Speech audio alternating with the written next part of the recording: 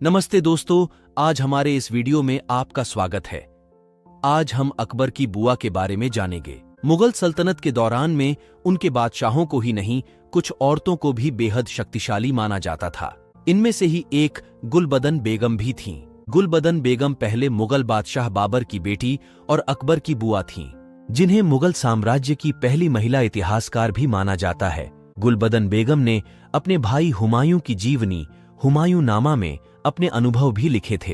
हालांकि आज इस किताब के कई पन्ने गायब हैं। गुलबदन बेगम को उस पहली भारतीय महिला के तौर पर याद किया जाता है जिसने मुगलों के समय अरब जाकर मक्का मदीना में हज यात्रा की थी। गुलबदन बेगम को इसके लिए तुर्की के ओटोमन साम्राज्य के तत्कालीन बादशाह मुराद अली को चुनौती देनी पड़ी थी, जो तब दुनिया का सबसे ताकतवर राज्य था। ओटोमन साम्राज्य के बादशाह खुद को खलीफा यानी पूरे मुस्लिम समुदाय का सर्वोच्च मुखिया कहते थे। ऐसे में उन्हें चुनौती देना बड़ी बात थी। 1523 में जन्मी गुलबदन बाबर की तीसरी पत्नी दिलदार बेगम की बेटी थी, जो 6 साल की उम्र में काबुल से आगरा आई पहली मुगल महिला थीं। गुलबदन बेगम ने 1576 में 53 साल की उम्र में अपने भतीजे और मुगल बादशाह अकबर से इजाजत लेकर लश्कर के साथ मक्का की यात्रा शुरू की थी। समुद्र पर पुर्तगाली शासकों का कब्जा होने के कारण गुलबदन को अपने लश्कर समेत 2 साल तक गुजरात के सूरत में फंसा रहना पड़ा था। माना जाता है कि अकबर ने गुलबदन बेगम की सुरक्षा के लिए अपने 2 आलीशान मुगल जहाज सलीमी और इलाही से उन्हें अरब भेजा था। फतेहपुर सीकरी से गुलबदन बेगम खैरात में बांटने के लिए सोने चांदी से भरे बक्से और 12,000 सम्मान की पोशाकें ले गई थीं।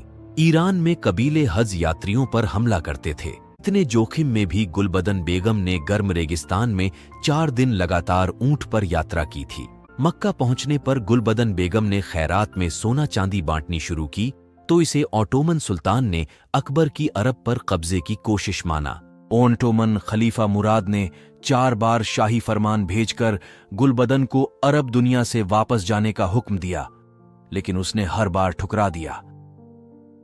5वें फरमान में तीखी धमकी पर गुलबदन ने कहा कि मैं 4 साल रहने की तय करके आई थी, वे पूरे हो गए हैं, इसलिए लौट रही हूं। इसे मुगल महिला के विद्रोह की अभूतपूर्व घटना माना जाता है।